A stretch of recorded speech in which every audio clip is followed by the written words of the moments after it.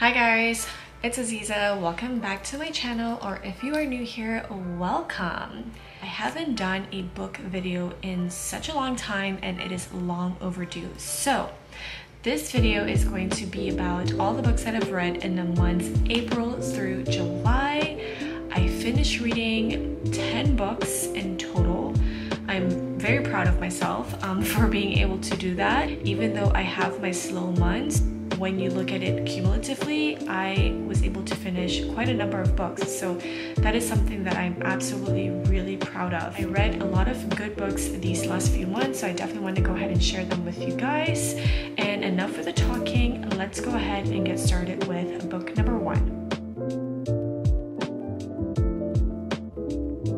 So before I start talking about the books, I wanted to show you these are all the books that I read. There are 7 books over here and I did read 3 Kindle books, and I'll show it to you guys in a few moments. You guys, I am loving these books so very much, and I don't know, they're just so great. Let's get started with the first one. So the first book that I read is The Guest List by Lucy Foley, and this book was okay.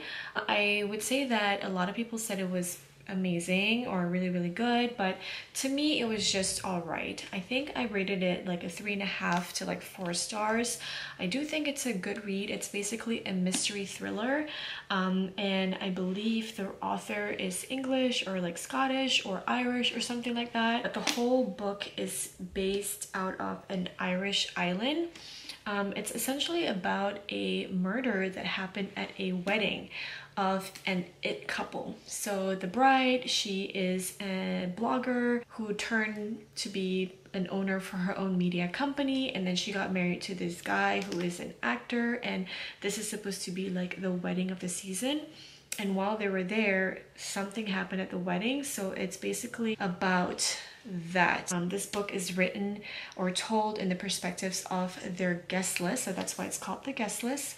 So told from the maid of honor or best man, the owner of the place, so on and so forth. So I thought it was really interesting. If you like mystery thrillers, I do recommend it because it's not a bad read, but it wasn't like wow or anything like that. So the second book I read is The Henna Artist by Alka, Joshi, and oh my god, this book was so good. I gave it a 5 stars, and I have never read anything quite like it, and it is something I absolutely fell in love with. It is such a page turner, such a good book, and it really felt like reading a Bollywood movie, and I feel like this should be a Bollywood movie. Like, it's just so good. It's basically a story about the henna artist, a woman who basically moved away from where she was from. She was married, but she left her relationship to kind of start her own new life, and she became really successful as a henna artist. And then little that she know, one day her life was going to change when an unannounced visitor came back into her life basically, and that visitor is her sister. It talks about how, you know, she was basically trying to protect her sister, tried to give her the life that she never had, and things happened along the way. Basically her life was on the upward trajectory. It kind of went back down, and somehow she was able to conclude her life in a different way basically. So I really liked this because in this book she talks about how she really wanted to buy a house, and she was finally able to do that, but in the process of doing that she kind of lost herself because she was so stuck on the idea of buying this house. She realizes that the house is not really what she needs. The house is how she feels, and she was able to come to terms with it and make a decision that was the best for her, even if it meant leaving her house. So if you like kind of like that, I don't know what sort of genre this is, but it is just so good. I highly recommend it to everyone. I feel like it is so underrated. So yeah, if you guys have not read this, definitely do yourselves a favor and check out The Henna Artist. You will thank me for it. Okay, so the third book I read is Big Little Lies by Liane Moriarty. As you know, Big Little Lies is a HBO series now, and I love the series. I think it is perfectly executed, such a great show. I made the mistake of watching the series before reading the book, and I think that spoiled my reading experience for me, which is unusual because for me, even if I've watched something and when I read the book, I always end up liking the book version better.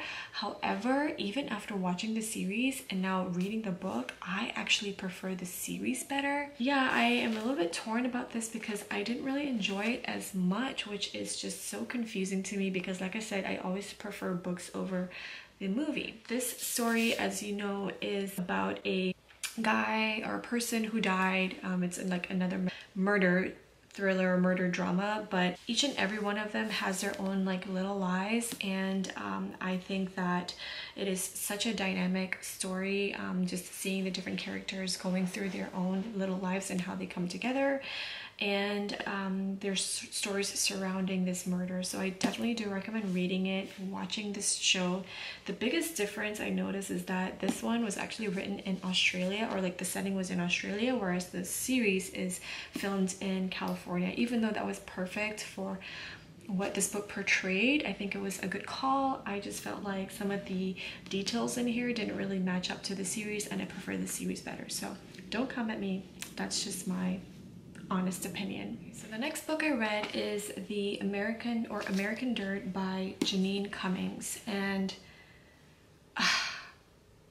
wow, I love this book. I think this book, I also rated it 5 stars. I think it highly deserves it. Again, I feel like this book is so underrated. People don't really talk about it as much, but it is such a good book. It really shows me a different perspective into lives that I never really think about because it doesn't really relate to me. But this story is really about a mother and son who was fleeing their country to go to the US by foot. So it's talking about immigrants because there was a threat with Mexican cartels. Her husband was killed, her whole family was killed due to the relations with the Mexican cartel, and she felt that her life was in danger and she had no choice but to flee her country. And it talks about the entire journey of what her and her son endured, and it is so sobering, so harrowing, and it just makes me feel so grateful for the blessed life that I have. So if you want to kind of be a little bit more aware of like why people make the decision to leave their countries, I think this is such a good book because it gives you a glimpse of what is going on and a glimpse of their whole journey immigrating from their country to the US. So I definitely recommend American Dirt to you guys. Okay, so the next book that I read is Such a Fun Age by Kiley Reid. I believe this is her debut novel, and as much as this book was hyped, or I think this book is overrated to be honest with you, I only gave it a 3-star. I think the whole story is great. I think it has a good message. However, it's just very slow for me, and the ending didn't really do it for me. I feel like the protagonist didn't really get the ending that she deserved. It just fell flat, honestly. So this story is about Alex Chamberlain, who is a privileged white girl, and her relationship with her nanny, who is black. And then also it talks about her nanny's relationship with her boyfriend, who is also white, and talking about white privilege surrounding black friendships and relationships in general. So I think it is really dynamic and interesting. However, I felt like the ending fell flat. I only gave it a 3 stars. I wanted to like it even more than I should, but I didn't. But I still recommend reading it because it does have a good message. So if you are anti-racist and want to learn more about white privilege or like read more about it, then I highly recommend you picking up this book, Such a Fun Age by Kiley Reid. So as you saw, I had an outfit change and I look a little bit different now. I actually got on a call when I was doing the review, and then right after that I had Orange Theory, so I went to go to Orange Theory, and then I had a full day of work, so I couldn't do it during my lunchtime. But I am back now and I am going to review my next book that I read. So the next book that I read is Nicholas Sparks' The Return. So a little confession time. This is actually my first Nicholas Sparks novel that I've ever read, and I have to say I am impressed with it. I thought that it was going to be you know, really sappy and romantic and predictable. However, this book really proved me wrong in a way, so I was pleasantly surprised with this book. And I thought it was an okay book. I liked the love story of it and everything. I did find this specific story, because it's told in the men's perspective, I don't know if it's because he's a male author or it's a male protagonist. I just thought it was kind of weird to kind of like hear the protagonist's story from a male point of view. So yeah, it was really interesting because it was told from a male point of view. But like I said, I am pleasantly surprised with this book overall. I think I gave it a 4 stars, so I do recommend this book. So this story is about a Navy vet. He was a doctor, but he got injured while he was at war. He came back to his grandfather's hometown because there are some things that he needed to kind of do there. While he was there, he met this woman and he sort of taken a liking to her, and then also she met this other woman who was this other child, his neighbor, and basically, you know, have these two sort of stories come together at the end. It's really refreshing and wholesome. I do like it. So if you want a little bit of a romance novel, then I recommend reading this one. The last physical book that I have here is the Harry Potter and the Chamber of Secrets. So this is book 2 in the Harry Potter series. If you haven't seen my last book video, I'll link it up here somewhere here.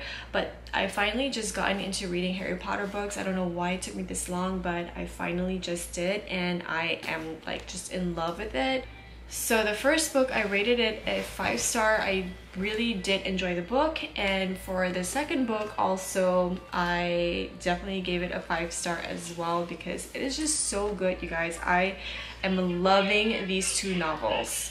So 5 stars. If you haven't read the books, I don't care how old you are, just read it. You will think. So the first Kindle book that I read is Eleanor Oliphant is Completely Fine. This is actually the last book I read in the month of July or June, and you guys, I loved that book. I think it was such a great book. I love the way it's written, very light, very humorous. The second part of the story, it kind of got a little bit dark because of her whole background.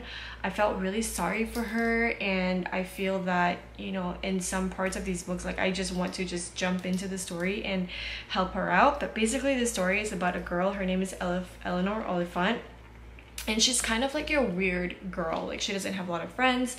She's like a social outcast. She lives a very routine life. She goes to work. She picks up her pizza on the way home on the weekends, and then she drinks a lot of vodka. The story is basically about her, you know, kind of going through her life, and then her talking to her mommy. And she doesn't really have a good relationship with her mommy, and then you'll find out later on like what happened. But essentially, she is a girl living with clinical depression, and at one point in this book, something happened and made her basically turn around. Just seeing her becoming this like person that's kind of like a social outcast and everything, to becoming this person that she is after, full of self-awareness, etc. It's just really enlightening. So I really do love the story. I love the ending of it. I love that it's not like a romance or love ending. The ending is more so about self-love, and I think that's such a strong message. So I gave this book a 5 star. I absolutely love it, and I recommend everyone to read it. So the next 2 books here are nonfiction books, and they are parenting books. So the first book is Peaceful Parenting, Happy Kids, How to Stop Yelling and Start Connecting by Dr. Laura Markham. I actually bought this book a long time ago, but I never finished it. Surprise, surprise. However, I restarted it all over again, and then I finished it, and I do like it. I think I gave it a 3 stars or 4 stars. I mean, generally it does have a really solid theme. Basically, it's saying that, like, you know, as children, they have their own ways of communication, and there are very different ways for you to kind of communicate with them. And the author gave a lot of a lot of tips on how to communicate with your kids without actually yelling, and then also understanding why they are doing that. There is a disconnect between you, the parent, and the child. I think that it's a good book. I am still trying to kind of do this, but I have very, very little patience. I think that it's not a complete loss where I am right now with my son, but I think it's a good book because you need to like sort of understand you know, why they're behaving a certain way. Okay, and the last book that I read is On Becoming Babywise, and this is by Gary Ezzo and Robert Bucknam. So this book was kind of or recommended to us because we have a newborn, and so I read it, and I do like the theory and what they are sharing or teaching in this book. But I do find it a little bit like unrealistic because, you know, babies are so small, and you know, like their needs and demands kind of fluctuates over time. Like, sure, you can get them on a schedule. However, when I was doing this for like 3, 4, 5 days straight, I was losing my mind because I felt like I was failing my baby. And so I had to take a step back and say like, hey, you know, this is all very new to her, this is all very new to me, and give myself grace. So I do think that it has great teachings in here. However, I say don't get too obsessive. Like, listen to your baby, listen to yourself, and adjust accordingly. But I do like the book, and so I think I give this book like a 4-star. And if you are going to be a new parent or know of any new parents, I definitely recommend reading this book, On Becoming Babywise. So yeah, that's it, you guys. Those are all the books that I read from the months April through June or July. All the books that I've read, all the 10 books that I've read. I hope you liked this video and found this video entertaining. If you are a bookworm just like myself, and if you've read any of these books that I've shared, then please leave your thoughts and let me know if you agree with my comments or not. And yeah, if you have any new suggestions on like books that I should read, leave them in the comments below as well. That's it for now. I will catch you guys in the next video.